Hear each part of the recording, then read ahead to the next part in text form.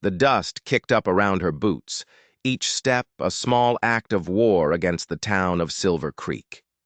Malene Cooper clutched her worn leather valise, the handle digging into her palm. Her face was a mask of determination, but tears were gathering, threatening to betray her. It was 1878. She was 22 years old, and she'd just watched the last train east disappear into the vast Arizona sky, taking her last hope with it. She had exactly $3 and nowhere to go. That's when a voice, deep and steady, cut through the silence. "Your journey ends with me, miss."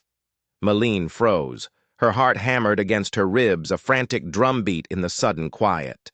She turned, slow and deliberate, to face the man. He sat on a massive chestnut horse, his face hidden in the shadow of a wide-brimmed hat. He was tall, broad, a revolver strapped to his hip. He was every bit the dangerous man she'd been warned about back in Boston. She'd been told the West was full of them. "I beg your pardon," she said, her voice surprisingly firm. Her other hand slipped into her pocket, her fingers finding the cold, comforting steel of the small derringer her father had given her. A last resort. The man swung down from the horse in a single, fluid motion. He moved like a predator, all coiled grace and power. As he stepped closer, the harsh sun caught his face. It was a face carved by wind and time, weathered and strong. But his eyes were a startling, piercing blue, and they crinkled at the corners as he swept the hat from his head. "Isaac Blackwood," he said, his voice calm. He tapped the silver star pinned to his vest. "Sheriff of Silver Creek. And you, unless I'm mistaken, are Malene Cooper." Malene's fingers went slack on the hidden pistol. Her carefully constructed wall of defiance began to crumble. How could this stranger, this dangerous man in the middle of nowhere, possibly know her name? "How do you know my name?" she asked, the words barely a whisper. The sheriff's expression softened, just a fraction. "Your father's telegram got here yesterday. Said you were coming. Asked me to look out for you." His gaze flickered toward the empty tracks where the train had been. "But seeing as you're marching out of town instead of into it, I'm guessing there's been a change of plans." The dam broke. The tears she'd been holding back streamed down her dusty cheeks. "My father isn't coming, Sheriff." She fumbled in her pocket, pulling out a crumpled, tear-stained letter and thrusting it at him. "He's remarried. His new wife. She doesn't want another man's daughter under her roof. He chose her." Isaac Blackwood took the letter. His jaw tightened as he read the cruel, dismissive words. When he handed it back, his blue eyes were hard as stone.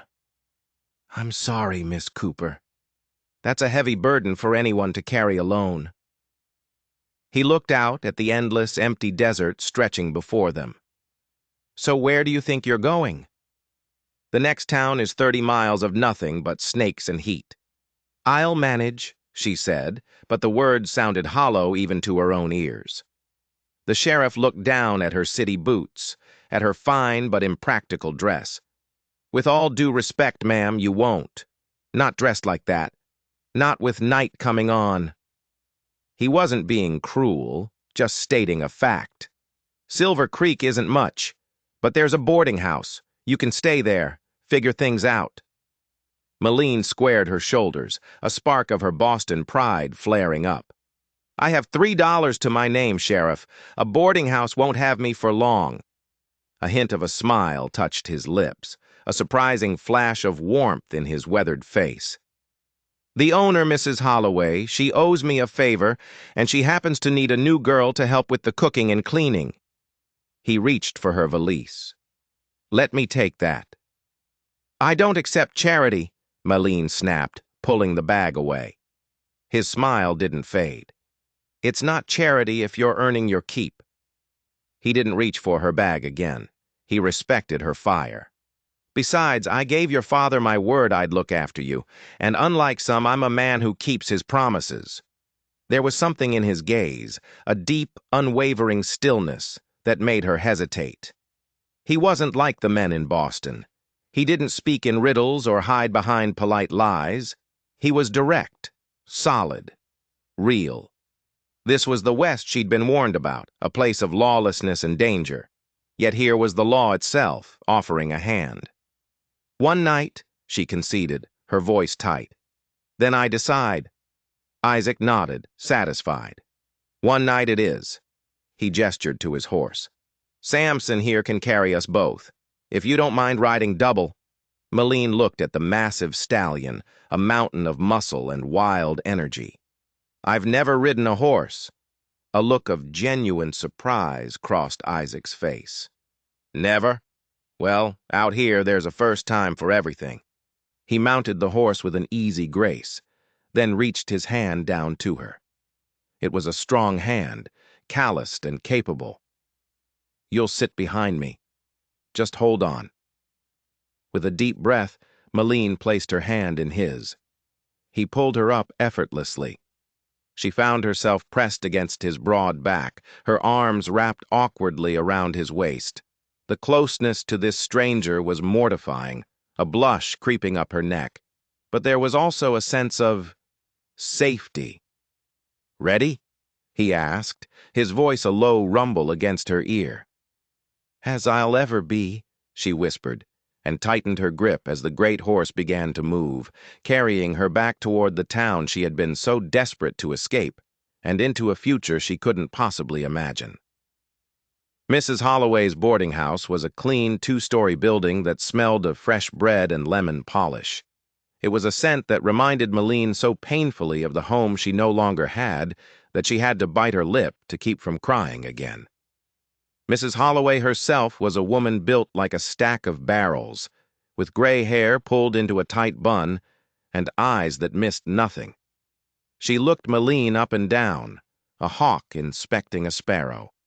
"So this is Edward Cooper's girl," she said, her voice flat. "You have your mother's chin." Malene stiffened. "You knew my mother?" "Knew of her," Mrs. Holloway corrected. "Your father passed through here years ago, showed me a photograph." She had that same proud tilt to her head, the kind that invites trouble. Before Malene could figure out if she'd been insulted, Isaac cleared his throat. "Martha, Miss Cooper needs a room. I told her you were looking for help." Mrs. Holloway grunted. "I can always use another pair of hands. The room is small, the work is hard, meals are included." She named a weekly price that would have eaten through Malene's $3 in less than 2 days, but Isaac stepped in before she could panic. "Her first week's rent is covered. It was part of the arrangement I made with her father." Malene's mouth fell open to protest the lie, but Isaac shot her a look that said, "Not now." Later, after Mrs. Holloway had shown her to a tiny, spotless room tucked under the eaves, she cornered him in the hallway. "Why did you lie for me? I told you no charity." Isaac leaned against the wall, crossing his arms over his chest. He seemed to fill the entire narrow space. "Call it a loan, then. Pay me back when you're on your feet." His blue eyes were steady, pinning her in place. "You're a proud woman, Miss Cooper. That's a good thing to be out here. But pride doesn't fill your belly, and it won't keep a roof over your head. Sometimes the strongest thing you can do is accept a little help." Malene looked away first, her cheeks burning. "I will repay every single cent. I don't doubt it for a second." He pushed himself off the wall, settling his hat on his head. "Get some rest. The West will still be here tomorrow, ready to be conquered." He turned to go, but her voice stopped him. "Sheriff Blackwood." He paused, looking back over his shoulder. "Thank you," she said, the words quiet but sincere. A real smile lit up his face, transforming him from a hard-faced lawman into someone else entirely, someone kind. "You're welcome, Miss Cooper.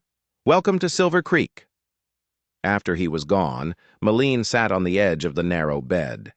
The faded quilt was rough beneath her fingertips. She had come west chasing a ghost, a father's promise that had turned to smoke. She was abandoned, alone, a stranger in a strange land. She unpacked her few belongings, placing her mother's silver-backed hairbrush on the small dresser. It was the last piece of her old life, but as she looked around the little room, a new feeling began to stir beneath the anger and the grief. It felt like freedom. For the first time, there was no one telling her what to do. Not her prim and proper Boston aunt, not her faithless father, not the rigid society that had tried to press her into a mold. Here, in this dusty, forgotten town, she had nothing, which meant she could become anything. The thought was the most terrifying and the most exhilarating thing she had ever felt. Morning came with the crowing of roosters and the clang of pots from the kitchen downstairs. Meline dressed in her plainest dress and tied her hair back. She found Mrs. Holloway wrestling with a mountain of bread dough. "There you are," the older woman said without looking up. "Breakfast is on the table. Eat fast. You can help me with the kneading." The work was brutal. Meline had never worked a day in her life. By noon, her back was screaming, her hands were red and raw, and she was covered in a fine layer of flour. But she hadn't complained. Not once. As she managed to flip a perfect pancake onto a platter, she earned a grudging nod from Mrs. Holloway. "You learn quick," the woman admitted. Most city girls would be in tears by now. Meline felt a surprising surge of pride. "I'm not most city girls." "So I see." Mrs. Holloway's sharp eyes softened just for a moment. "Your father is a fool." The unexpected validation brought a lump to Meline's throat. "Yes," she agreed quietly. "He is." Just then the dining room door swung open. Isaac Blackwood stood there, taking his hat off as he stepped inside. His eyes found Meline instantly. He took in the flour on her cheek, the smudge on her apron, the exhaustion in her posture. A slow smile spread across his face. "Miss Cooper," he nodded. "Settling in, I see."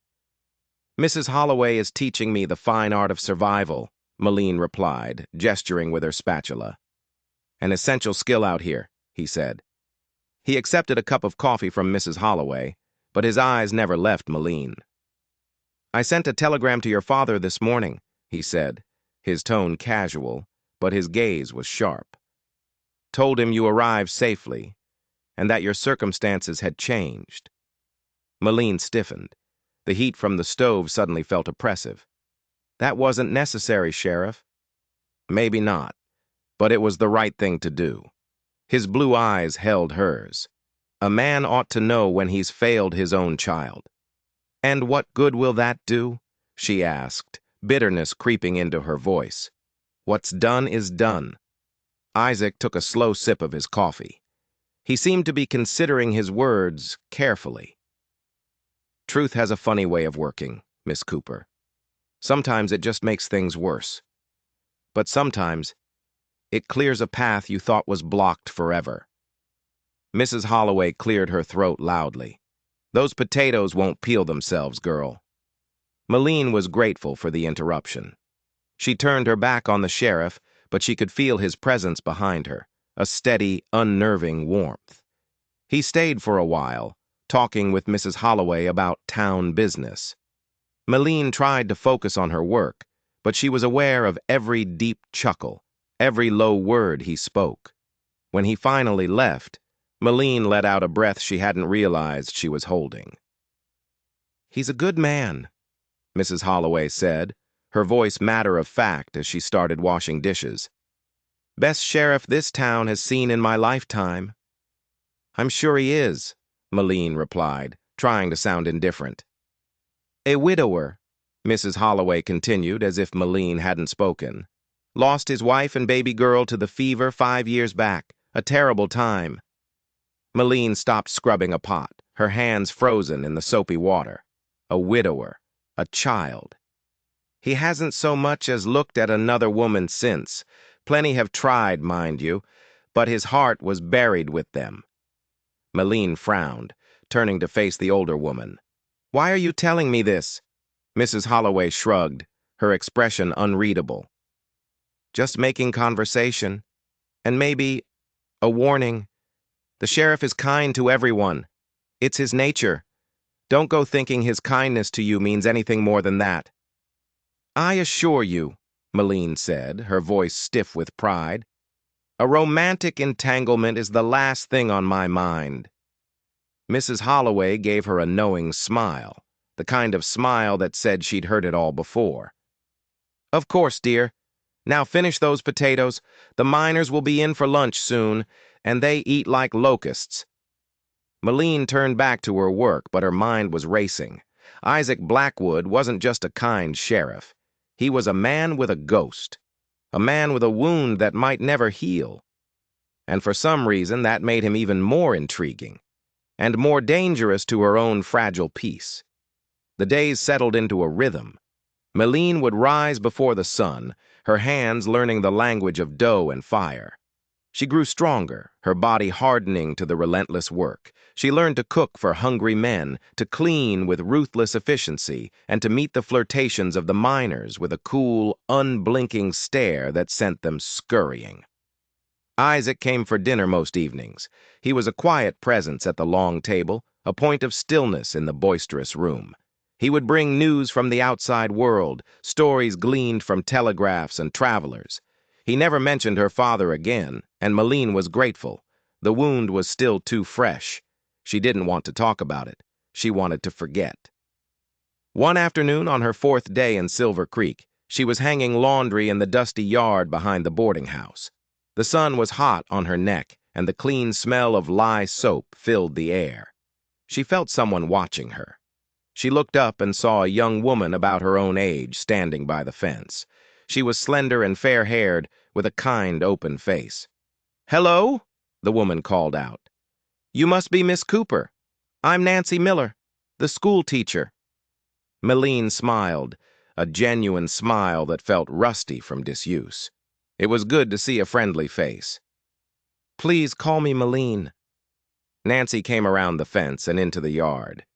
"I've been meaning to stop by," she said, her voice bright and cheerful.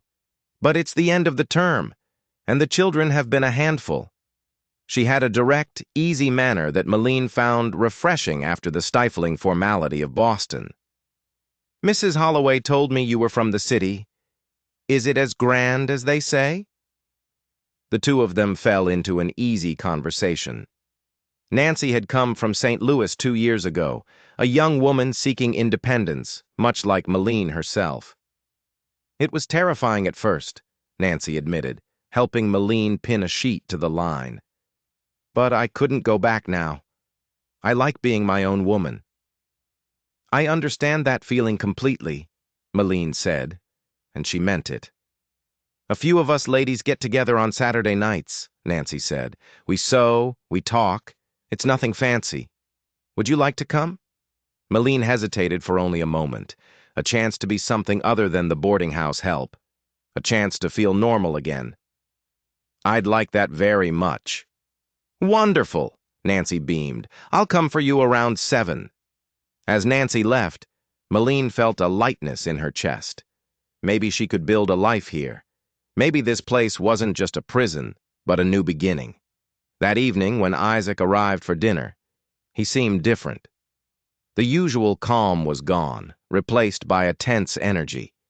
He barely spoke during the meal, his eyes distant and troubled. After the other boarders had left, he approached her. "Miss Cooper, may I have a word with you? In private." A cold knot of dread formed in Malene's stomach.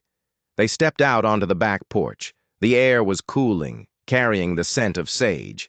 Isaac took off his hat and turned it over and over in his hands.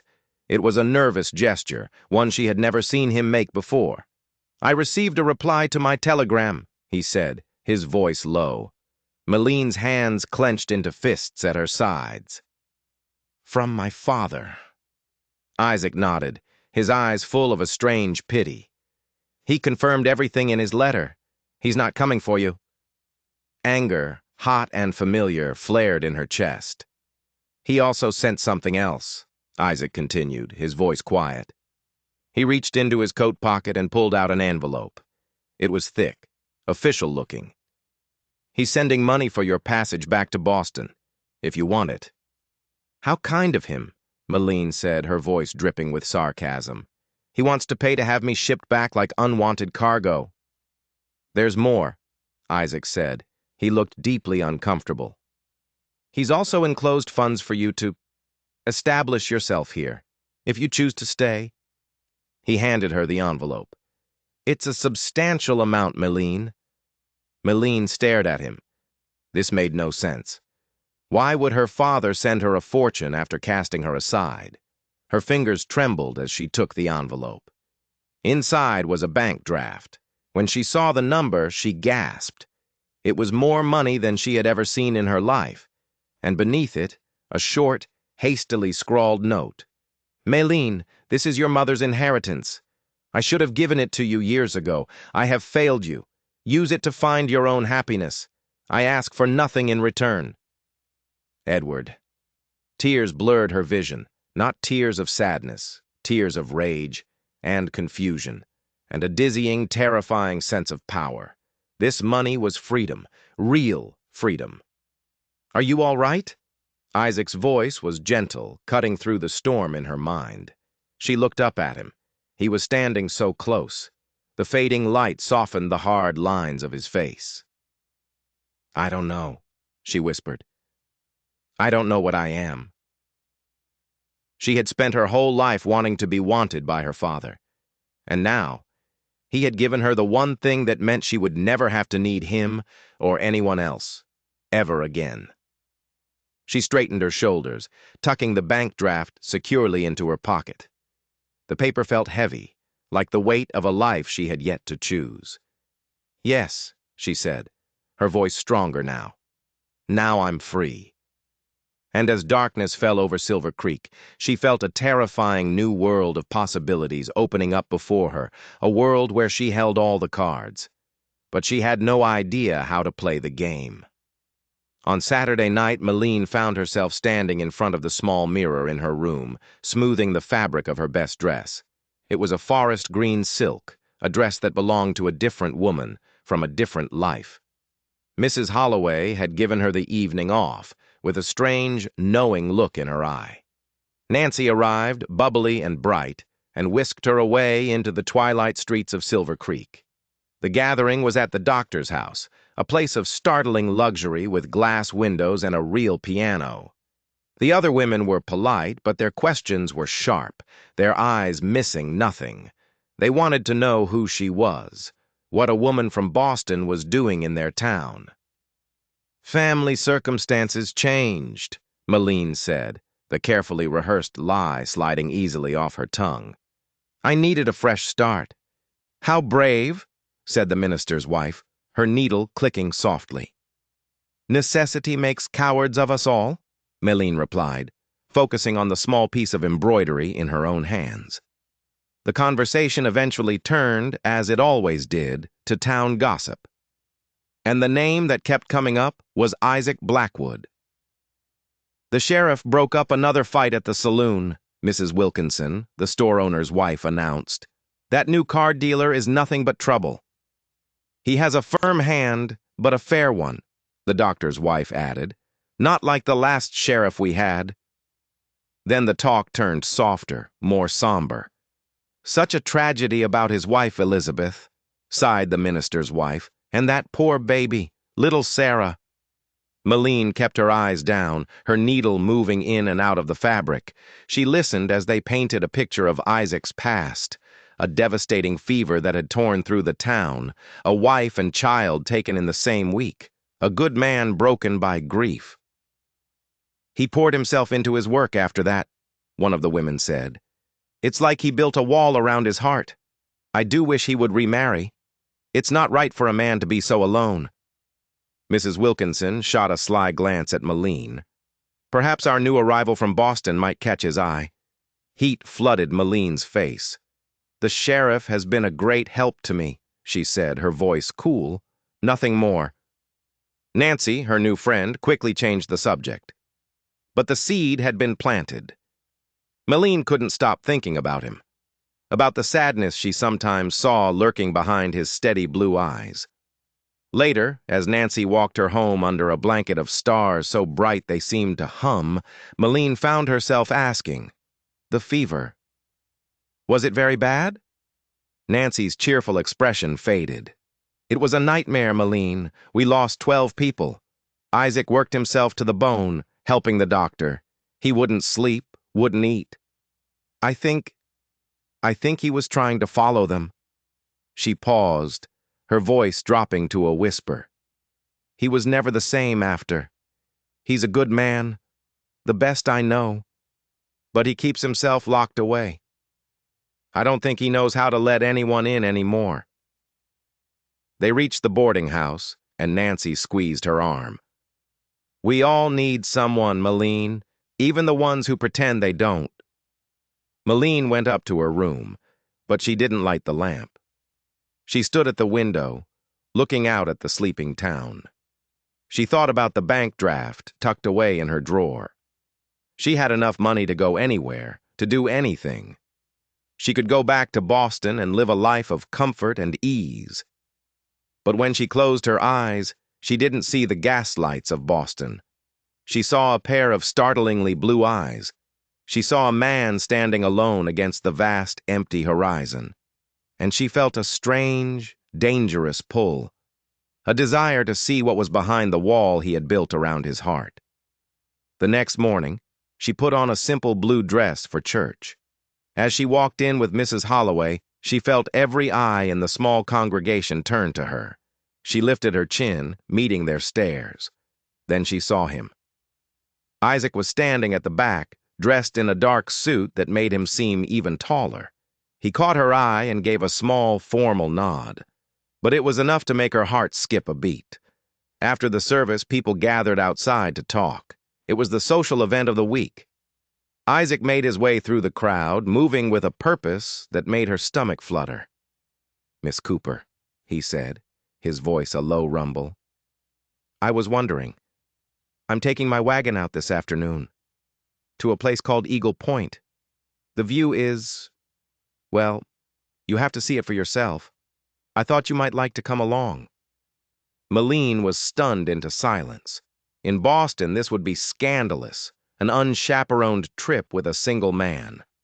But this wasn't Boston, and the look in his eyes wasn't scandalous. It was hopeful. "That sounds lovely," she heard herself say, "but I still don't ride." A slow smile spread across his face. "That's why we're taking the wagon." As he walked away, Nancy appeared at her elbow. "Well, well," she whispered, her eyes dancing. "It seems our lonely sheriff isn't so lonely anymore." Malene felt a blush creeping up her neck. "He's just being kind." "Malene," Nancy said, her voice serious, "Isaac Blackwood hasn't invited a woman anywhere in 5 years. This isn't kindness. It's something else." Malene went back to the boarding house, her mind in a whirl. What was she doing? She was a woman of means now. She should be planning her trip back to civilization, not planning a picnic with a small-town sheriff. A sheriff with a tragic past and a broken heart. This was foolish. It was reckless. But as she watched from her window and saw him pull up in a polished wagon drawn by 2 handsome gray horses, all her sensible Boston-bred objections melted away. She wanted to go. She had to. The wagon ride was quiet at first. The rhythmic clop of the hooves was a soothing sound. Isaac pointed out landmarks, telling her stories of the land, of the people who had lived there before. He spoke of the Apache with a respect she found surprising. "It's not as simple as right and wrong out here," he said, his eyes on the horizon. "Most things aren't." They climbed higher and higher, the air growing thinner and cleaner. Finally, he pulled the horses to a stop at a rocky outcrop. The view was breathtaking. The entire valley stretched out below them, a patchwork of green and brown under an impossibly blue sky. "Eagle Point," he said softly. "My favorite place in the world." He helped her down from the wagon, his hands strong and gentle at her waist. He spread a blanket on a sun-warmed rock and unpacked a small basket, cold chicken, fresh biscuits, apple preserves. He'd thought of everything. They ate in a comfortable silence, the vastness of the landscape making conversation feel unnecessary. "Why did you bring me here, Isaac?" she asked finally, the question hanging in the still air. He didn't answer right away. He just looked at her, his blue eyes searching her face. "Because," he said at last, his voice rough with an emotion she couldn't name. "In the short time you've been here, I've seen you face down heartbreak and hardship with more courage than any 10 men I know. You're proud, and you're stubborn, and you're strong, but I've also seen the woman underneath all that armor." He paused, taking a deep breath. "And I think I'm falling in love with her." Melene's breath caught in her throat. His honesty was like a physical blow. No games, no polite evasions, just the raw, unvarnished truth. I don't know what to say," she stammered. "You don't have to say anything," he said quickly. "I know your life is in turmoil. You have choices to make, big choices. I wanted you to know that I'm one of them. That what you do next, it matters to me." He reached across the blanket and took her hand. His touch sent a jolt of electricity through her. In that moment, surrounded by the wild, beautiful, dangerous land, Melene felt something shift inside her. The money in her pocket, the life waiting for her in Boston, it all seemed to fade away. All that mattered was the man sitting beside her, the man who had seen through her defenses and offered her not charity, not pity, but a place to belong. But just as she opened her mouth to speak, to tell him that maybe, just maybe, her journey had ended right here, a rider appeared on the trail below. He was pushing his horse hard, kicking up a cloud of dust. He was waving a piece of paper, a telegram. The rider scrambled up the rocks, his face grim. "Sheriff, this just came for Miss Cooper. They said it was urgent." Isaac took the yellow slip of paper and handed it to Melene. Her hands were trembling as she read the stark, terrible words. "Aunt Margaret gravely ill. Stop. Come home at once. Stop." The world tilted on its axis. Boston, home. A life she thought she had left behind was reaching out, pulling her back. She looked from the telegram to Isaac's face. The hope that had been shining in his eyes moments before was gone, replaced by a guarded, shuttered expression. The wall was back up, and she was the one who had to choose which side of it she wanted to be on. The next few days were a blur. Melene booked her passage east. She packed her bags. The whole town seemed to know she was leaving. Mrs. Holloway pressed a basket of food into her hands, her gruff facade cracking for just a moment. "You hurry back now, you hear?" Nancy came to say goodbye, her eyes full of a strange, unreadable emotion. "It's for the best," she said, squeezing Melene's hand. "Family is everything, and a woman like you don't belong in a place like this." Was it concern in her voice or something else? Something triumphant? Melene pushed the thought away. She was overwrought, emotional. Nancy was her friend. Her last evening, she found herself walking to the small cemetery at the edge of town. She didn't know why, but she had to go. She found the graves easily. 2 simple stones side by side. Elizabeth Blackwood, beloved wife. Sarah Blackwood, cherished daughter. She stood there for a long time, the setting sun painting the sky in fiery colors. She thought of the happy, vibrant woman and the little girl buried beneath her feet. She thought of the man they had left behind. And she whispered, "He's a good man. I hope you know that. He deserves to be happy. Thank you for that." The voice came from behind her, low and quiet. Isaac. He was standing in the shadows of a twisted juniper tree, his hat in his hands. He must have been there the whole time, listening. Melene's face burned with embarrassment. "I'm sorry. I didn't mean to intrude." "You're not intruding," he said, stepping into the fading light. "I come here sometimes, to talk to them." He looked from the graves to her face. "Thank you," he said again, "for seeing me." They walked back to town in a silence that was heavier than words. At the door of the boarding house, he stopped. "I'll be at the depot in the morning," he said. It wasn't a question. It was a statement. The next morning, he was there. He stood on the platform, a tall, solitary figure against the rising sun. He didn't say much.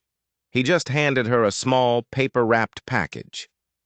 "Something to write in," he said, "to help you sort things out."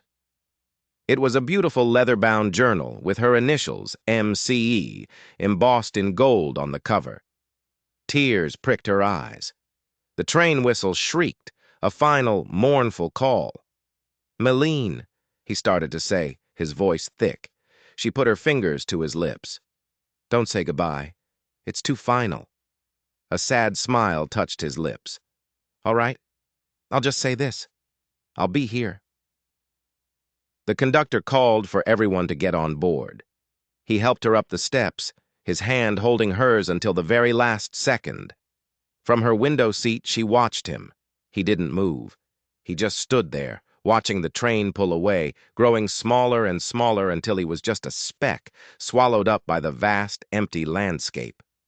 The journey east was like traveling back in time. The rugged open spaces of the West slowly gave way to the tidy, tamed fields of the Midwest, and finally, to the crowded, bustling cities of the East. Boston was a shock. It was loud and gray and suffocating. The air was thick with the smell of coal smoke and damp earth. It didn't feel like home anymore. It felt like a cage. Her aunt's house was a grand, silent tomb on Beacon Hill.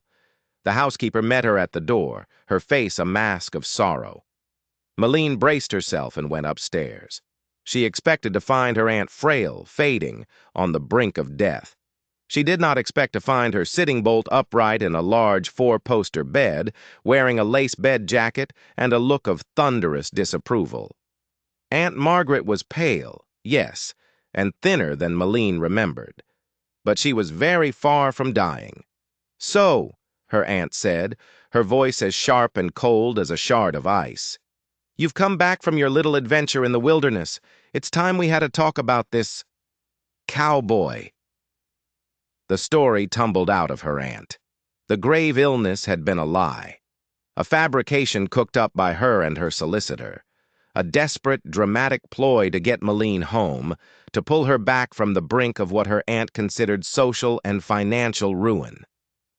"I did it for your own good, Meline," Aunt Margaret insisted, her voice ringing with self-righteousness. "To marry a common lawman? To throw your life away in some dusty backwater? I would not allow it." Then came the ultimatum. Meline was her sole heir. A vast fortune, this grand house. A life of unimaginable comfort and influence in Boston society. It was all hers, on one condition. She had to write a letter to Isaac Blackwood, a letter dictated by her aunt, telling him that she had come to her senses, that she was staying in Boston where she belonged, and that their brief acquaintance was a mistake she now regretted. If she refused, she would be disowned, cut off without a penny. Meline was trapped. Her aunt had her cornered. She thought of Isaac, of his quiet strength, of the hope she had seen in his eyes. She thought of the promise he had made. "I'll be here." But how could he understand this? How could a letter explain this web of lies and manipulation? Heartbroken, defeated, she wrote the letter. Her hand shook so badly the words were barely legible. Her aunt sealed it and sent it with the evening post. Meline felt something inside her die. The next day she wrote another letter, a frantic, desperate letter to Isaac, trying to explain the trap she was in. She didn't know if he would get it. She didn't know if he would believe it. She sent it in secret, praying it would reach him before the other one, before the lie could poison his heart. Days turned into weeks. No reply came. Meline lived like a ghost in the grand house, the silence pressing in on her. Aunt Margaret's health, ironically, began to fail for real. Her fabricated illness had become a genuine one. She faded quickly, and a month after Malene's return, she died peacefully in her sleep. The solicitor informed Malene that, despite her defiance, her aunt had never changed the will. The fortune was hers, all of it. She was one of the wealthiest women in Boston, and she had never felt so alone. She was sitting in the dark, cavernous study one rainy afternoon, staring at the legal documents that declared her a woman of immense power and privilege, when the housekeeper knocked softly. "Miss Cooper?" she said, her voice hesitant. "There is a gentleman to see you, a Mr. Blackwood, from Arizona." Malene's heart stopped. "Isaac." "Here, in Boston." He stood in the doorway, and for a moment she didn't recognize him. He was wearing a dark, travel-worn suit, not his familiar Western clothes. He looked out of place, a hawk in a canary cage. He held his hat in his hands, but his eyes were the same, as blue and as piercing as ever. They found hers across the room, and the world seemed to stop spinning. "Malene," he said. His voice was rough. "I got your letter," she whispered, her voice trembling. "Why didn't you write back?" He took a step into the room, then another. He pulled a crumpled envelope from his pocket. "I got this one first," he said, and held it out. It was the letter her aunt had made her write, the letter full of lies. Malene's heart shattered. He believed it. He had come all this way to... What?